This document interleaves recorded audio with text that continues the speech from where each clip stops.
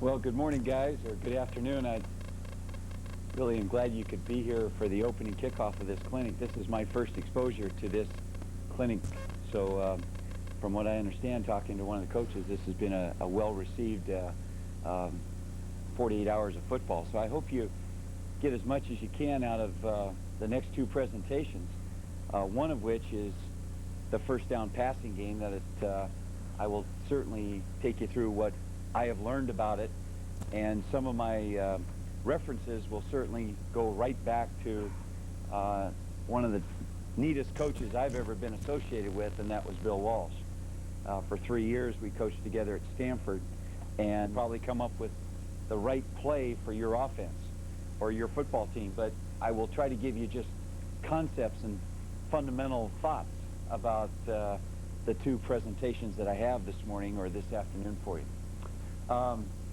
To begin with, we're just coming off of obviously a very energy-draining 3 or 4 months of recruiting. And as you probably know, if you're a high school coach, college recruiting now has taken on kind of a 12-month cycle almost. Right now, believe it or not, 48 hours, less than 48 hours since the signing date, we have already invited juniors to attend home basketball games here in the next 2 weeks at Rutgers. So you can see how accelerated everything continues to become at the recruiting level. But we feel like we had a pretty decent class this year, based on the fact that this is my very first season at Rutgers, and we went through a tough year.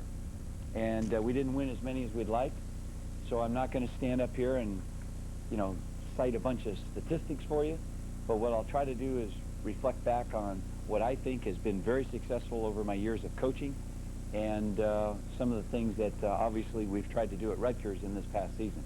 I do have a videotape that will show you at the conclusion of this particular presentation on play pass, which is basically ties into first down passing. How many New Jersey coaches do we have in the group today? Can I just see a show of hands? Great. Well, I want to first of all thank you very much for any support you gave us during our recruiting efforts, and any support in the future. We were able to sign 10 really quality players that I have to believe are 10 of the real better players in this state. And so I want to thank the New Jersey coaches for that specifically. And also the Pennsylvania coaches. I don't know how many Pennsylvania coaches do we have today? Well, we certainly want to thank any of your interest in Rutgers as well. We signed 6 players out of the state of Pennsylvania, and some of the recruiting gurus are calling it the biggest deal since Jesse and Frank James hit the West. And they are 6 really good players. And so we were able to get 16 players out of the 2 states, 10 from New Jersey, 6 from Pennsylvania, and we were able to get 2 from New York, and 1 from Massachusetts, 1 from Connecticut, and 1 from Virginia. I know there's some Virginia coaches in here, and we were able to sign a punter by the name of Mike Barr. So of our 25 recruiting class, 20 of them actually came from the eastern region, which I am very excited about. We had 6 others signed from the state of California who were junior college players, and we needed immediate help, so we tapped into the junior college system, and a number of those players are from the East themselves, and that was our connection. So we feel like we put together a very solid class. A lot of recruiting services are calling it the 3rd best class in the Big East this year, and for a team that struggled last year in the win-loss record, we feel like we've really put Rutgers on the map. So I hope you'll have a chance to see us someday if you want to come out to spring practice, or we have a couple of camps.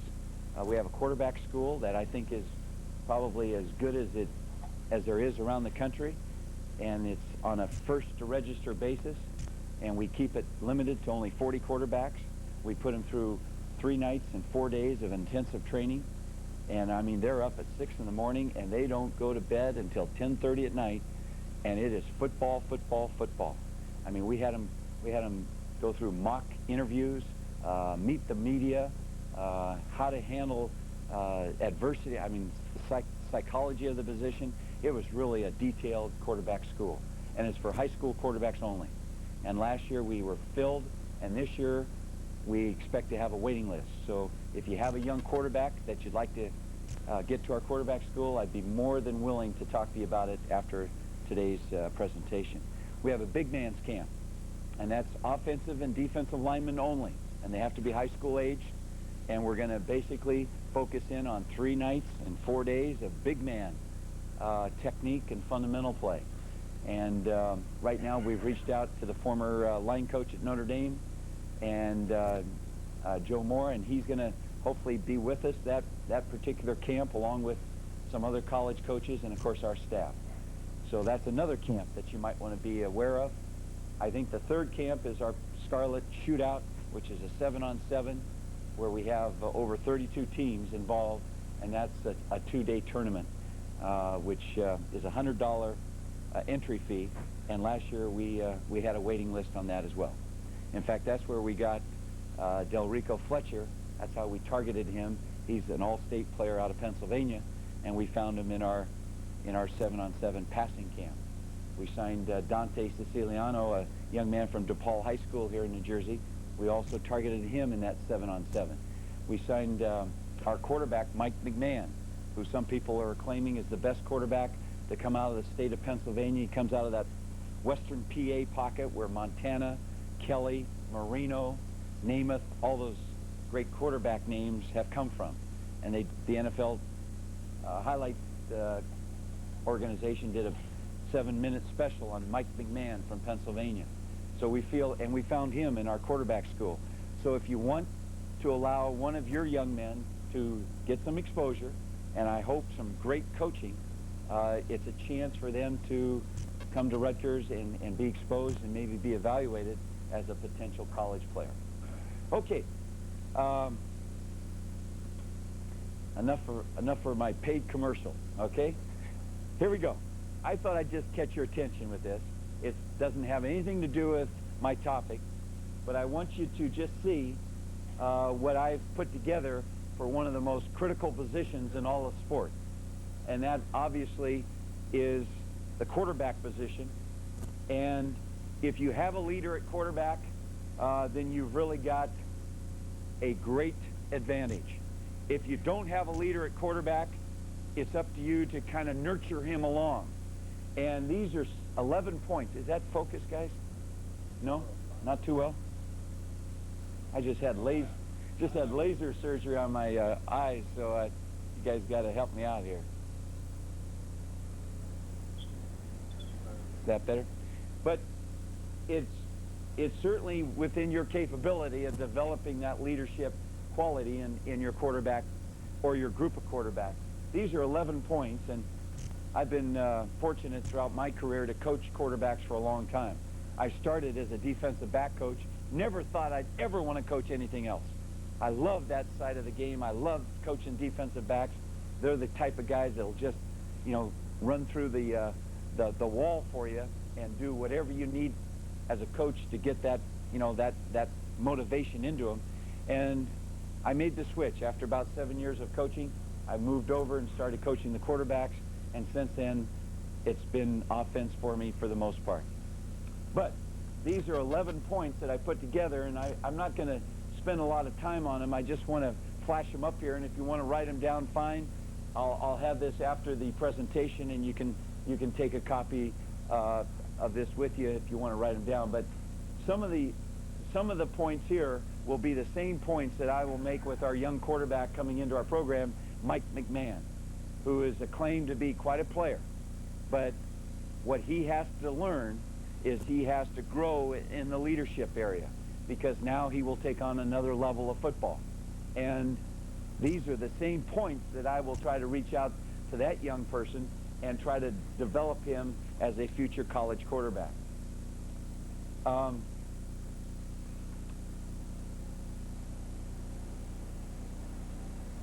This one, number 3, never make a scene on the field.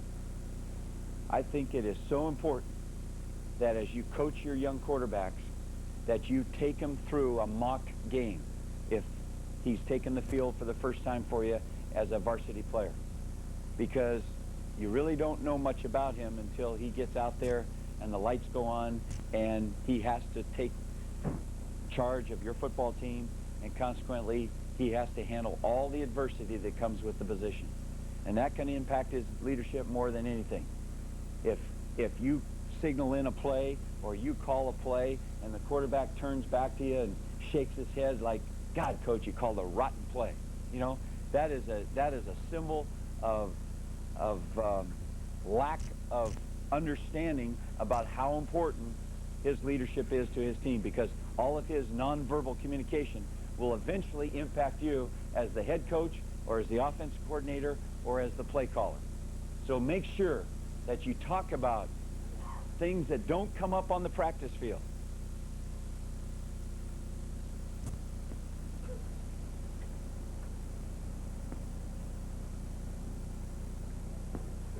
Number 8, play with a passion to develop the quarterback skills.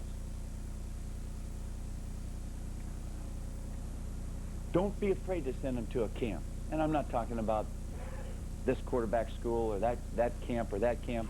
You don't be afraid to push him out into the world of football, and understand that he'll come back with some different types of ideas on his skill development, on his technique. But that should not be a front to you as a coach. That should just be another addition to completing his total look as a quarterback and how he has to address the position. No negative talk about teammates, coaches, or opponents. I have a phrase with our football team, and I will share it with you right now. And it's up all over our practice fields, and it's the cornerstone of the program that I'm developing with our Rutgers football team. And it's called absolute loyalty. I've had shirts made up, absolute loyalty. And basically, it's a triangle approach where this is the coach, this is the player, and these are his teammates. And what I attempt to do with this concept that I've built the whole program around in the last 13 months at Rutgers is that the player has to understand how important his loyalty is to his coaching staff and to his teammates. And the triangle kind of works in 3 different vectors, and it goes from one to the other. And then I turn around and I talk to my coaches in front of the team, and I tell the team that the most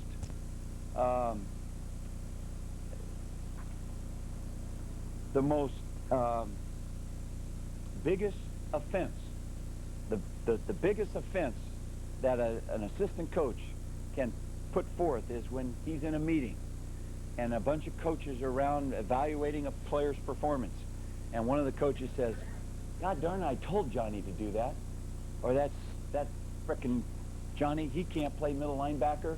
I mean, those kinds of comments are what this concept tries to promote and to work against. And that is that we're all in this together, and the coach has to demonstrate tremendous loyalty to the players he coaches. And he has to expect that same kind of response from the player. And the player has to make sure that he doesn't come at his teammate in any situation. And so we build toward this, and this is a big, I mean, we come back to this all the time, absolute loyalty. Now, maybe you have a phrase that you could capture yourself.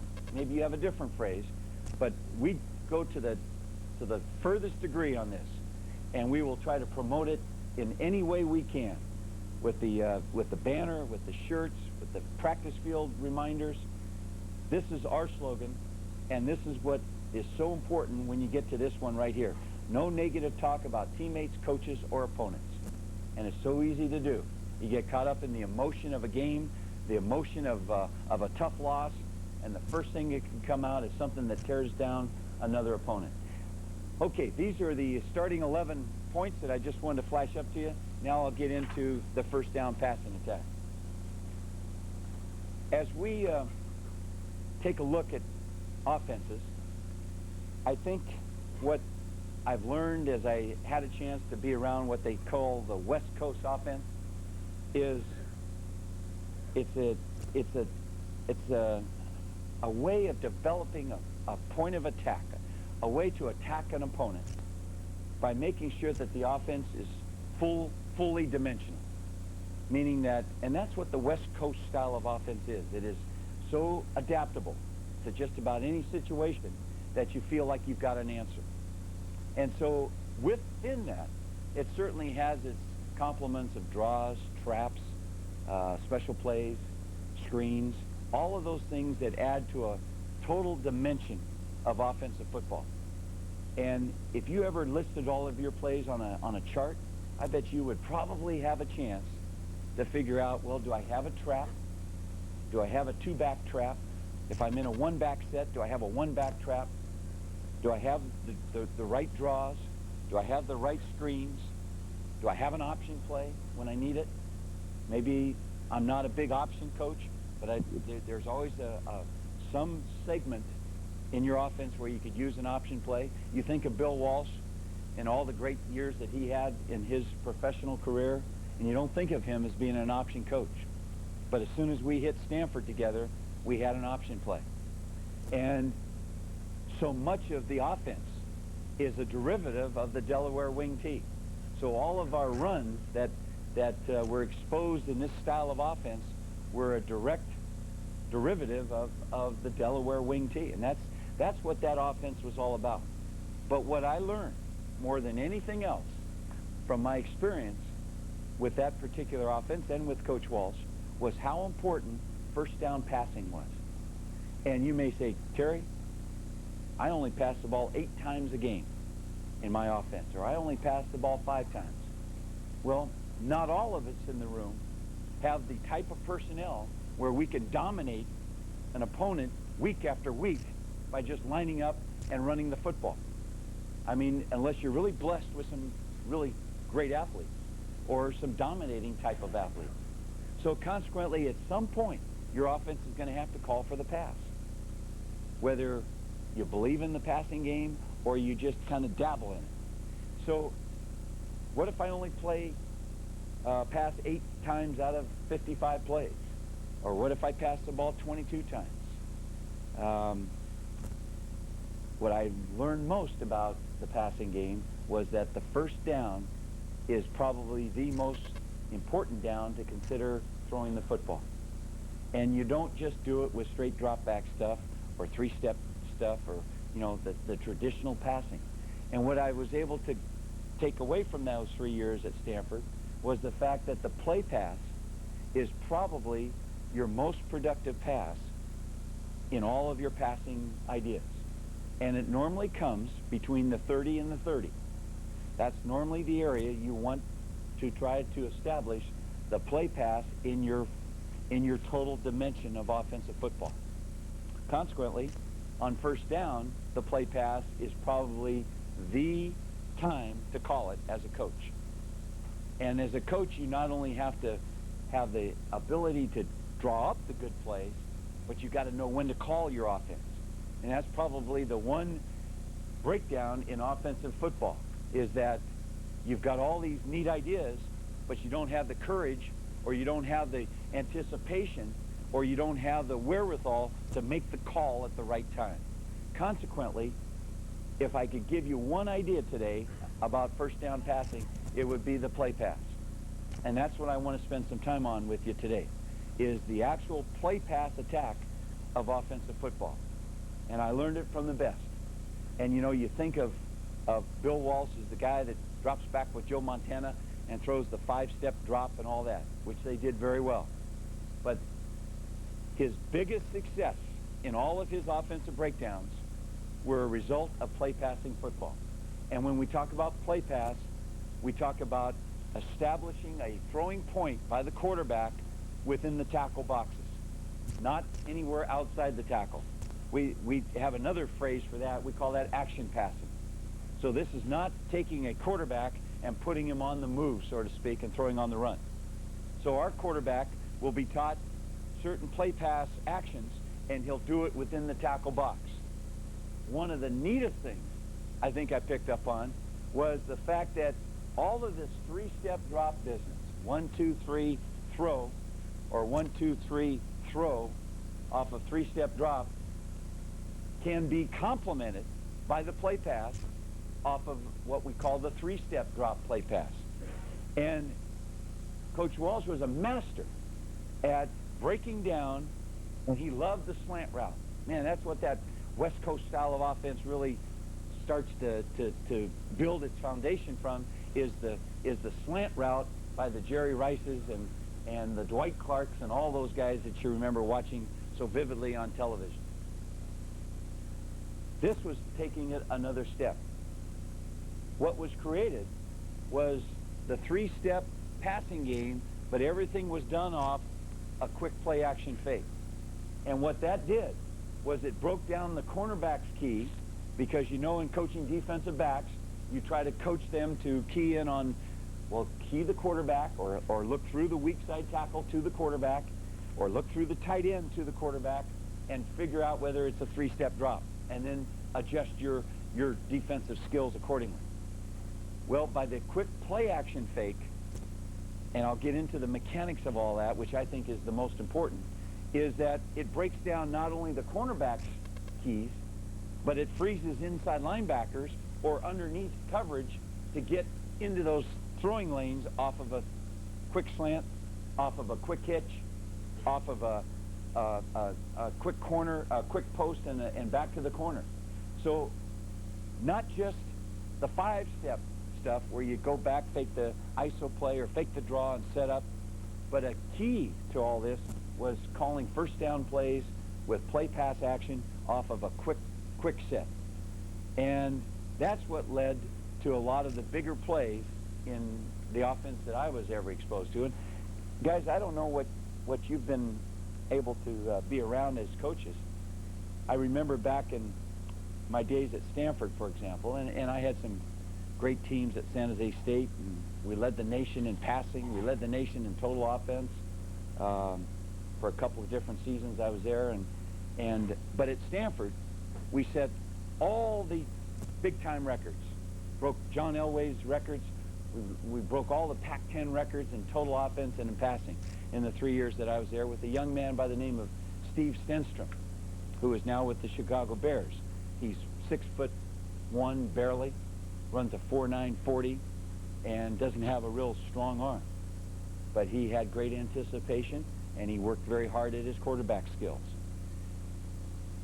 Consequently, my point I was going to share with you is that we didn't have the 4.5 speed guys. We just weren't blessed with that kind of thing.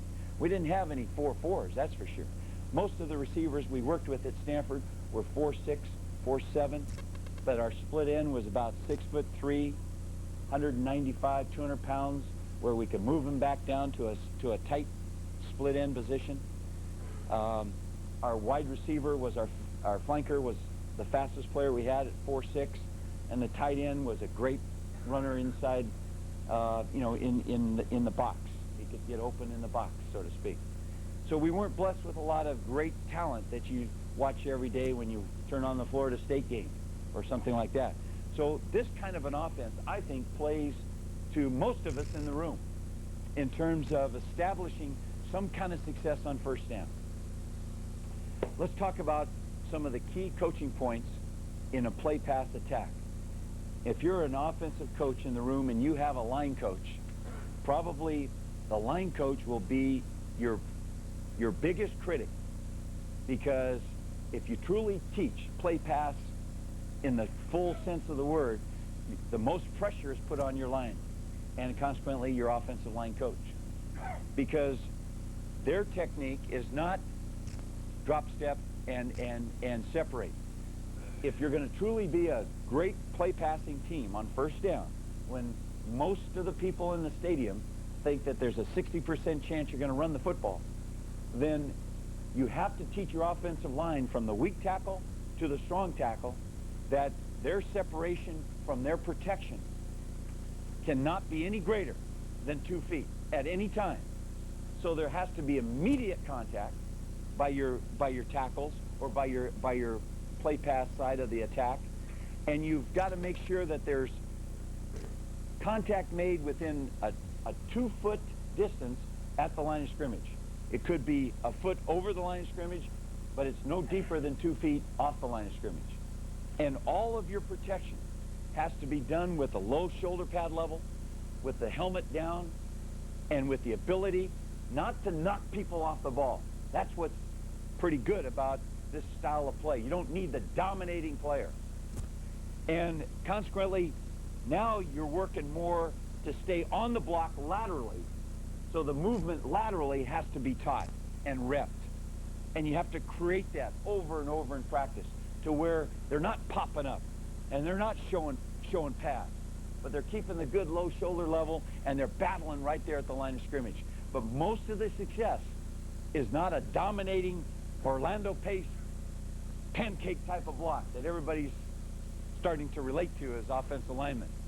It's more of a, I'll battle you right here, and I'm going to make sure I don't lose you, and I'm probably going to work as much laterally as I do anything else on the play pass technique. That is so important to coach if you're the offensive line coach. And you've got to rep it, and you got to rep it. And you say, well, coach, I've always dropped the backside, and I've always aggressively blocked the play side. That's one way to approach play passing. But if you want to be really balanced and really thorough and tear down the tendencies that the next two opponents might pick up on as they scout your team, is to make sure that all sides of the offensive line are really executing the techniques of play pass protection.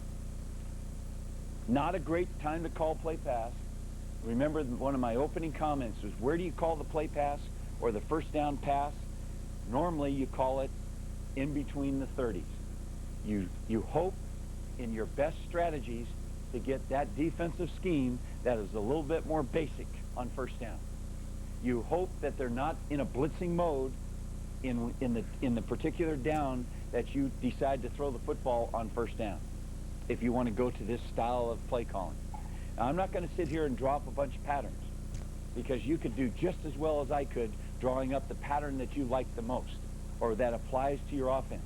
One thing I learned about the play pass, however, was that you don't even need a run play in your offense to complement one of your favorite play pass actions. I mean, it can work just as efficiently without your favorite run. Now, it'd be nice to have one of your stronger runs and have a play pass off of it. We're developing an offense at Rutgers where every run that we're going to have in our offense will have a play pass or an action pass off of the flow of the run play. So we're going to go that far in terms of this direction. I've had it up to here with our quarterbacks being thrown off the back foot or taking 9-10 hits a game in the Big East Conference because we don't have the big Orlando Paces up front to hold out Syracuse every down. So we're going to do it in a different way. We're going to do it by slowing down the rush. You can do that very well with the play pass action. And now you've also got the ability to make them understand that at any time the running game can come off of that. Now, we start with a two-back system. We're one of the teams in college football today that are still with the two-back system. And I know there are some teams doing very well with the one-back, but I feel like the two-back system allows the threat of the run more, and it keeps that play pass more evident in your offense. So here we go. How do we coach this thing? Well, first of all, you've got to get every coach on your staff believing that to coach the play pass effectively has to take a total staff effort. The offensive line coach has to know exactly how he has to block the backside of a certain play pass you may want to call. And he's got to know that he cannot show pass, which is the traditional way to block the backside sometimes, on simple play passing action. You've got to coach that hard. You've got to make sure that the quarterback, whether you're dealing with a 3-step quick pass or a normal 5-step, 7-step setup, that he keeps his helmet level low. His helmet level has got to be coached to where the helmet never pops up to a point where it would pop up as if he were dropping back. There are times when we will tell the quarterback, you have no faking responsibility. The burden of the fake will be carried on this particular play by the running back. But what you must do as a quarterback is you're going back to get your feet set, like on a 3-step drop, and I'm going to throw a slant back to the backside. I'm going to keep my shoulder pad and my helmet low. That's all I have to worry about as a quarterback, and then I'm up here ready to throw. Whereas the majority of the faking on that particular scheme might be left with the running back on his assignment. So that's how you do the quarterback. If I had a ball, I'd also show you another little technique that I've picked up on since I was with Coach Walsh, and I thought it was really good. You know how you're going back and you're a right-handed quarterback and you're extending the ball out in front of that running back. You want to show the ball, and then you pull the ball, you flick with the wrist, and then you set up. That's if you're going to throw to your right. How about if you have a similar play path action where you're going to your left, and now you're coming here as a right-handed quarterback, you're extending the ball, you keep a quiet ball, level, pull it, flick, and now instead of turning this way and setting your feet, what we have found is if you teach your quarterback to turn this way and set your feet, you've hidden the ball this much longer from the particular defender that you're trying to obviously fool. It's a great way to come off of your left-hand side with the right-handed quarterback, and like this, boom, now you're ready to throw. Little more of a deception there, and I think you'll really like it. I think it'll help you in terms of your overall deception. Everyone on the team has to understand who you're trying to fool, and this is what I've picked up on probably more than anything. Every play pass you have in your offense, you're trying to fool a specific defender, whether it be a linebacker and you're trying to get somebody in behind the linebacker and throw inside of him or behind him, or you're trying to fool the corner.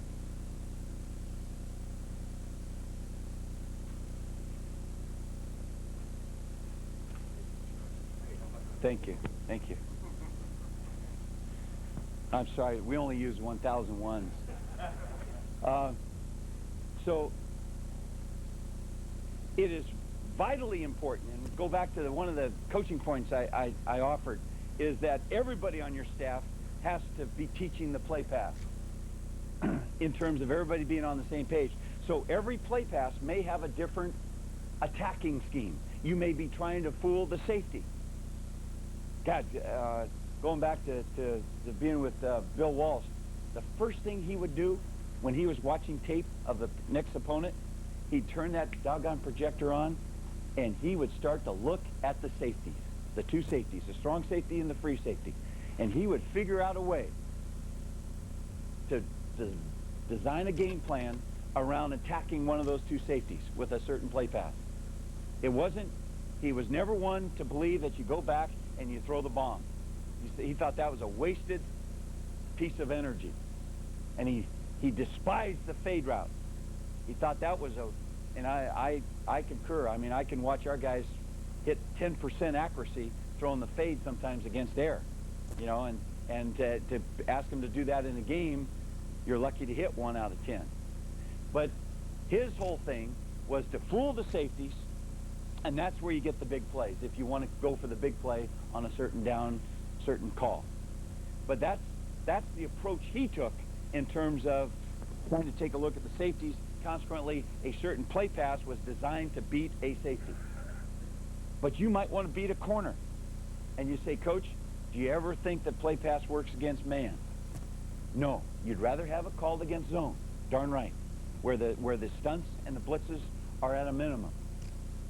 But believe me, every once in a while you get it called against man coverage, and I'll be darned if that corner isn't looking back inside to that backfield for some reason. He's lost his coaching discipline, and now all of a sudden, instead of the cushion being 8 yards between the corner and the receiver, it's now at 4 yards. And now your 4-6 receiver is playing as if he's 4-4.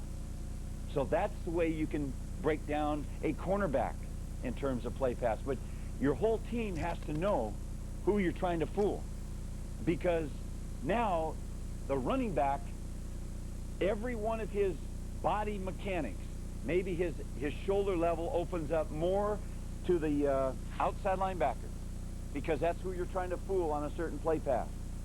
The quarterback knows that that's who we're trying to fool. We could care less about the free safety on this particular call.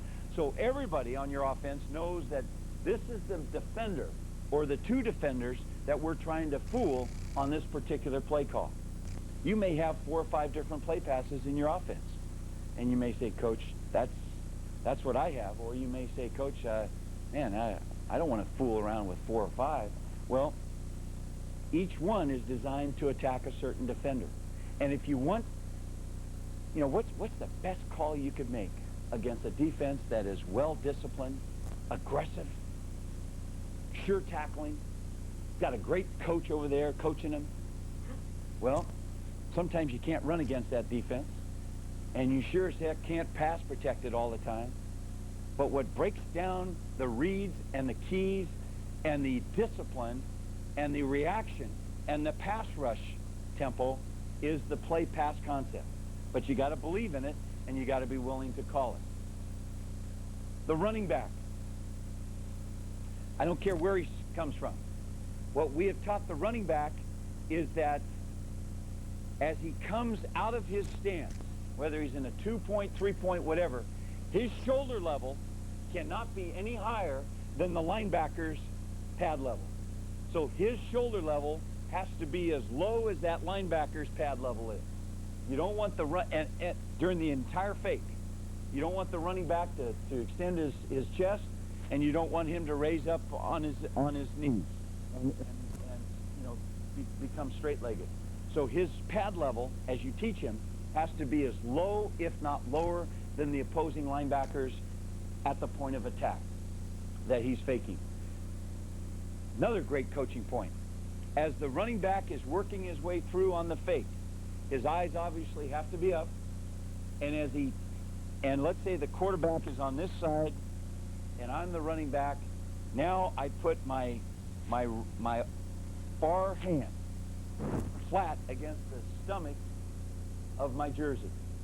And that's the way I'm going to take this fake, with this hand up, and as the ball is extended out in front, or the ball is slid in, depending on how you want to teach it, now this hand never becomes a factor in terms of grabbing the ball or allowing the quarterback to slide the ball in close to the belly as he can. So the far hand of the running back, if I can turn around now for you, and now the quarterback is handing the ball from that side, coming from this side, then I'm going to keep my far hand and my far arm flat against the belly. And as the ball is extended, then my hands wrap in a normal fashion, and now I've got a chance to carry out the fake, and you coach that back to carry out the fake 2 yards beyond the line of scrimmage. Now, if he gets tackled, he gets tackled, and he's done a great job. But what backs will do, and I'll show you the young backs that we had at Rutgers this year, they'll come right up, and before they hit the line of scrimmage, start to think about, man, who do I need to block? Or he has lost the discipline. But what I learned, and I've only been with our guys 1 year, so now I've got to go back to my 3 years at the previous school I coached at, Stanford, and we found that as you coach the younger players, by the time they became juniors and seniors, they started to become much better at the ball mechanics of play-pass action. As the ball carrier, here's another technique you might want to coach your backs. I coach it all the time, is that once the fake mechanic has evolved, then he begins to pump with his off hand. Now, if you've got a runner working laterally along the line of scrimmage, let's say you're faking some kind of a sweep action, the hand that stays stationary is simulating that he's got the ball in that hand. Usually it's the outside arm. So he pumps with the other arm to give that action.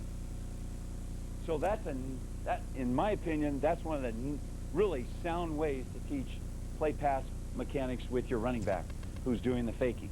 So we do that all the time. Whether he's going to hit the A-gaps with the fake, he's going to pump and simulate that the ball's right here in his right arm or in his left arm and pumping with this hand.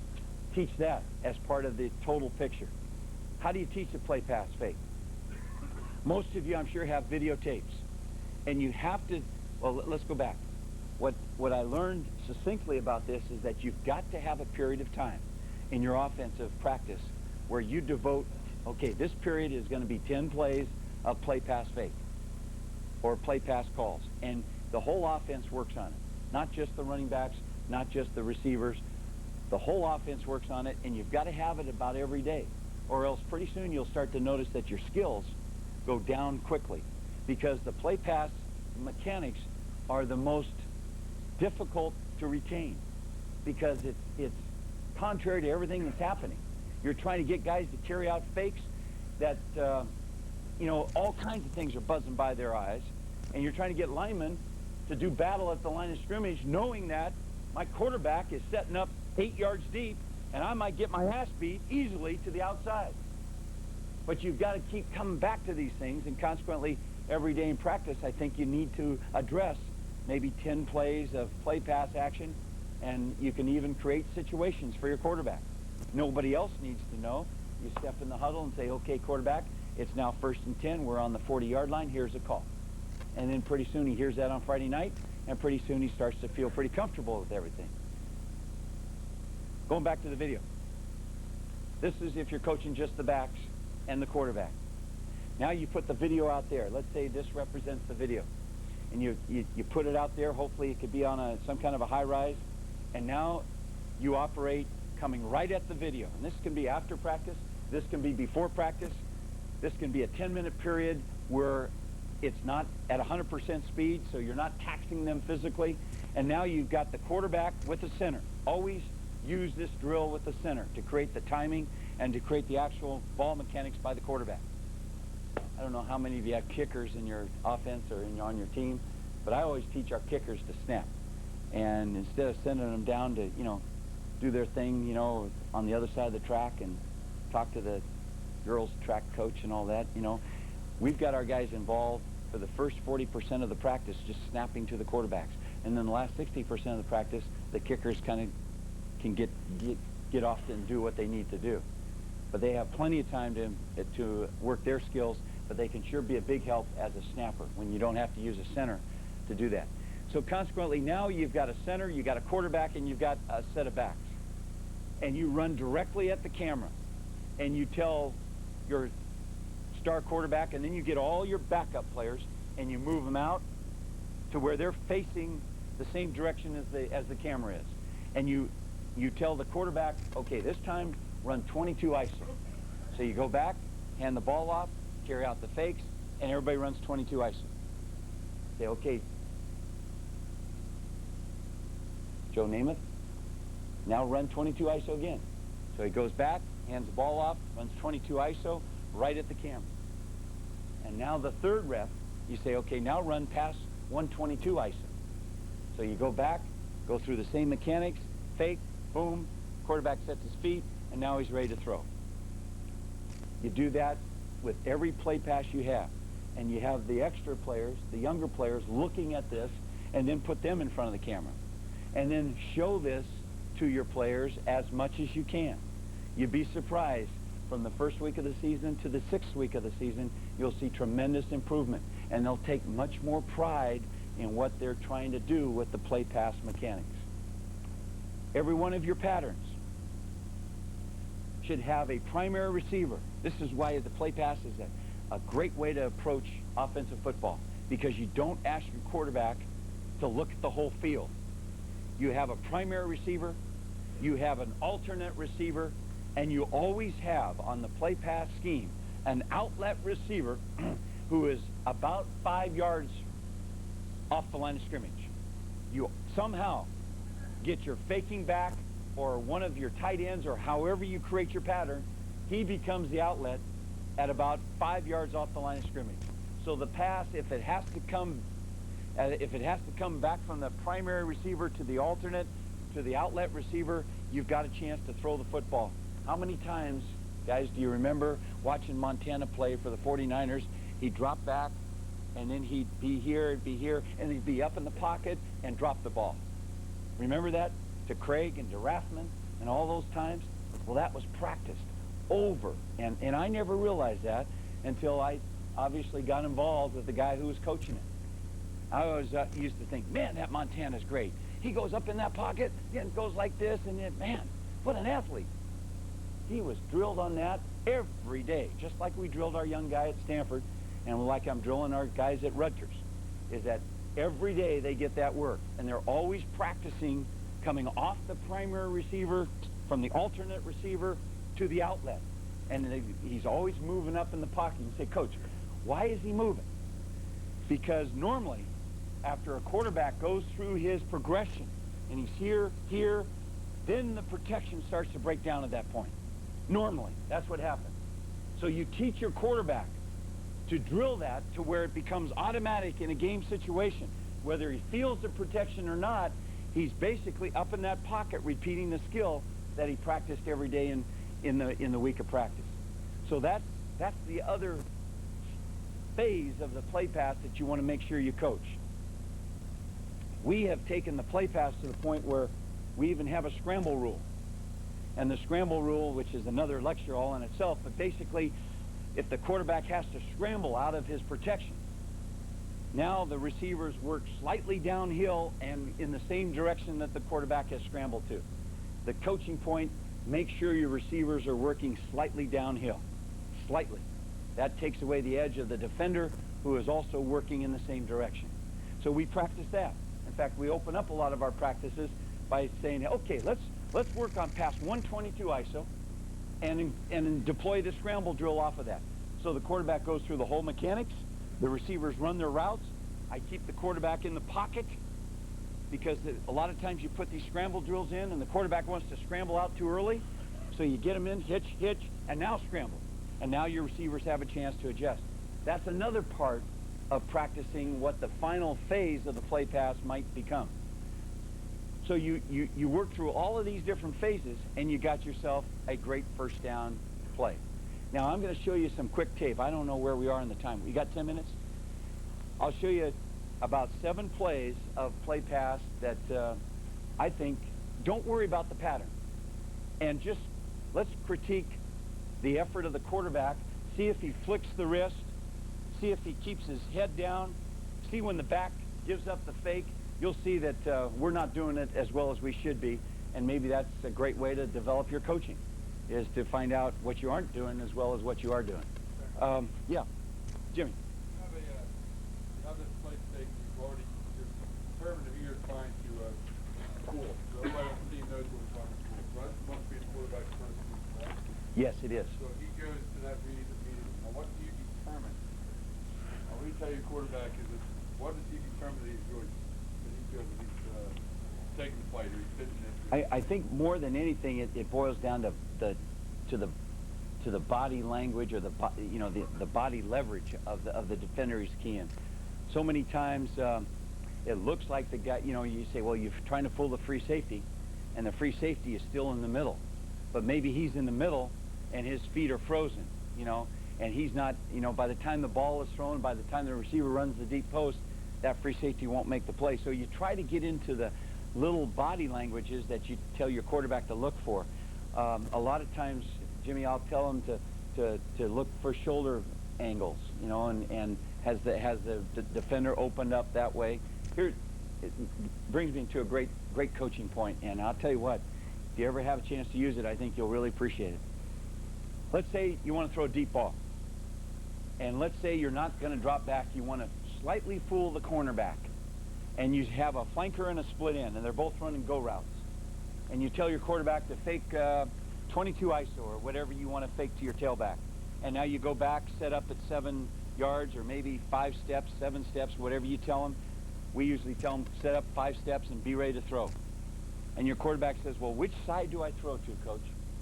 Well, you start out by saying, well, this week their right cornerback looks like he's beatable, and he takes a bite on play pass.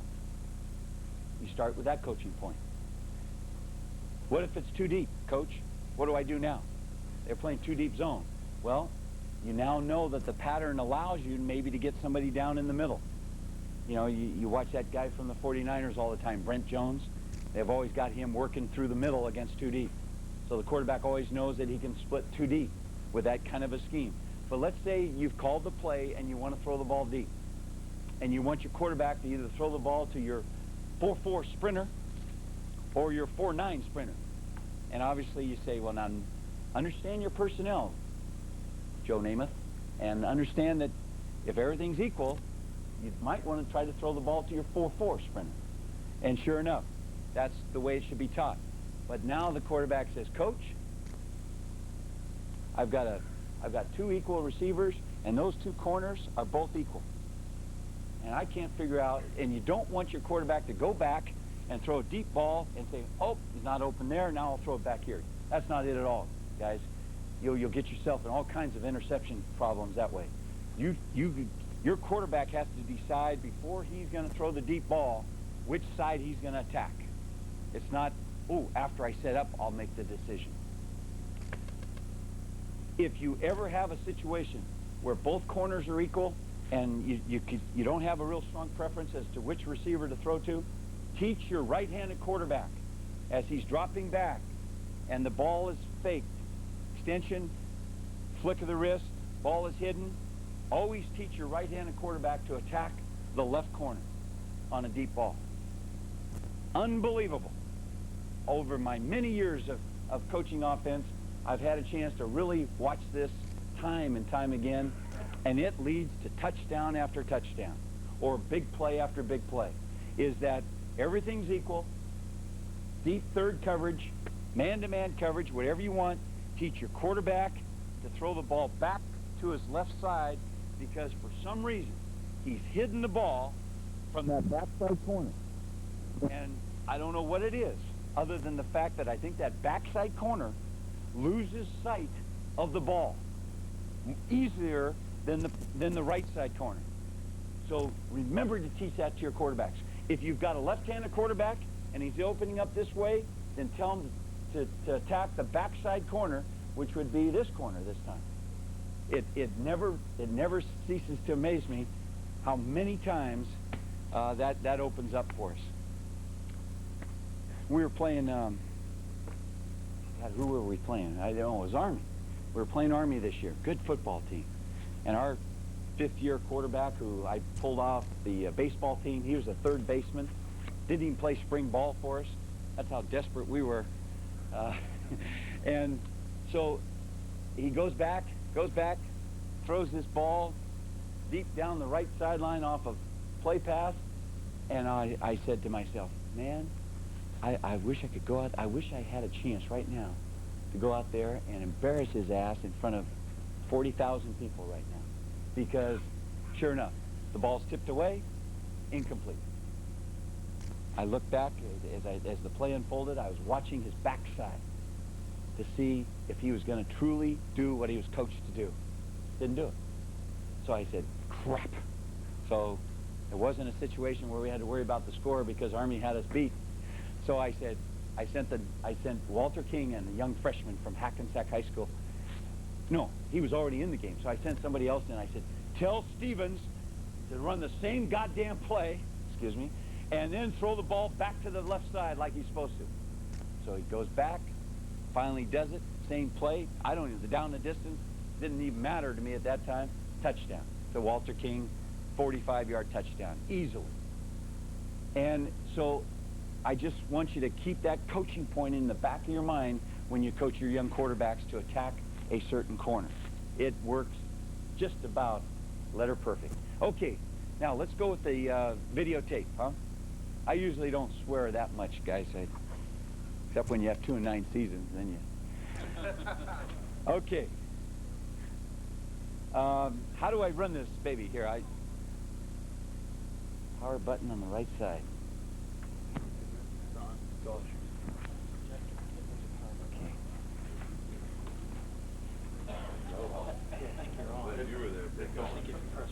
Can I sit right here? Oh, yes.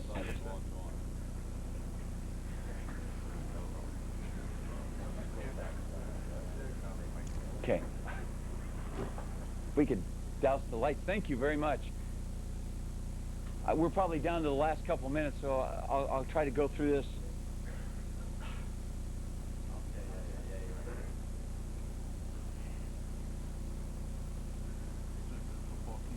This is the Virginia Tech defense, and you say, Coach, they're pretty good. And I said, yes, they are, fellas. They're very disciplined, very aggressive. But here's a typical I formation set, and you can see the quarterback extending the ball. I'm not sure if I can slow-mo here this. See if we'll get to the end zone copy. But here is just a typical full flow action. And watch the backside tackle here just initially. See him make contact and try to fight the man. He gets help from his tight end in this particular case, but he's not going to show pass by drop stepping and that sort of thing. Look at the backside guard, the left guard, makes contact, keeps his feet moving, tries to keep his shoulder pad level square to the line of scrimmage. Right tackle has to keep his shoulder pad level down. He's usually the guy that, in this particular situation, we're trying to fool. We're trying to fool this player right here.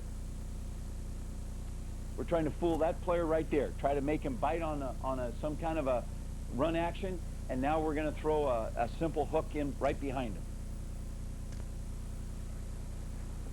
Oh no, this is the bench route. Excuse me. This is where we're throwing the outside break. So again, we're trying to fool trying to see how we freeze that, what you might call that outside strong safety. Virginia Tech plays this 3-deep secondary look with an 8-man front. So we're trying to fool the strong safety, who is over our slot receiver. He now gets frozen, and now we got a chance to hit the bench route, what we call the bench route. Now we'll take a look at this from the end zone copy. All right, here's a good look at the ball carrier fake. Now, see my tailback here? Watch him come off the mesh, and he doesn't take the momentum of his fake 2 yards beyond the line of scrimmage. He starts to stop right there at the line of scrimmage, if not slightly behind the line of scrimmage. So that's poor. Now let's take a look at our quarterback here. Does he extend the ball? It's a quick fake. Let's see here. Yeah, he extends it. This is, now you say, Coach, what are you teaching here in terms of the rhythm of this?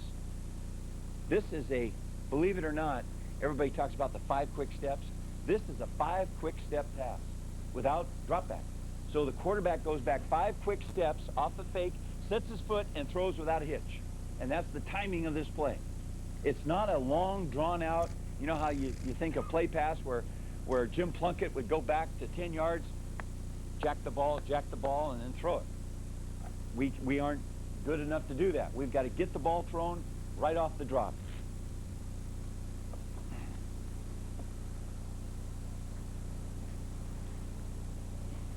Now, you say, Coach, what's the pattern all about?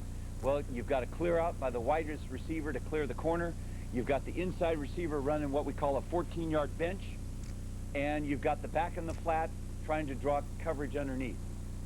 Now, you say, okay, Coach, talk me through what is your progression. This is your primary receiver. You're trying to fool this, I think it's this defender right here. Maybe he's out of the picture. But this is your primary. Here's your alternate, the back in the flat.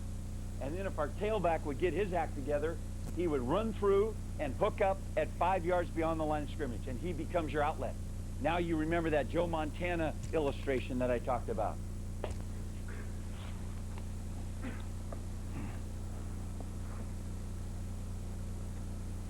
Same pattern, same play. Now we just add a little window dressing to it. Man, this is probably, you know, everybody talks about the West Coast style of offense, and I constantly talk about, no, we're running the Rutgers offense. That we're not scoring as many points as the 49ers do sometimes. So anyway, but this is the same pattern. Now we just create motion with it, and we get the same concept for the quarterback. You've just changed the look of the play, but the quarterback still has the same principles in terms of hitting the bench route. In fact, this is a different game. Different game. Okay, here we go. Now we're trying to fool this player right here. This is the guy we got to fool. We got to fool him with our play side tackle. There's the extension of the ball. The quarterback's doing a much nicer job now of showing the ball and putting it out in front of the back. Don't have the quarterback give you those turtle arms. Put it out and extend it in front and let the ball carrier run through it, and now we'll see what happens. See my back? See the tailback? See him kind of disappear at the line of scrimmage? That's not his job at all. He's got to carry out his fake and then hook up as an outlet. So this is the same pattern. Coach, how deep is the bench route? We run this guy at 14 to 16 yards against zone. He'll roll step it, speed cut it at 14 and build to 16. We put the back in the flat at 4 to 5. If this were man coverage, all of a sudden we've called this play against man, then this guy is taught you burst to 14 and break it flat and run away from him. Now the route becomes a true 14-yard route. Against zone, it can go from 14 to 16.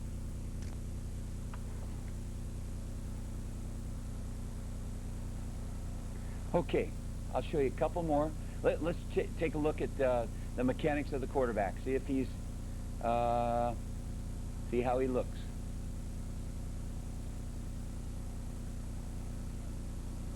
Extend the ball. Back runs through. See, the right hand of the back was to his belly, but now my back has stopped. He has stopped instead of taking the thrust of the fake.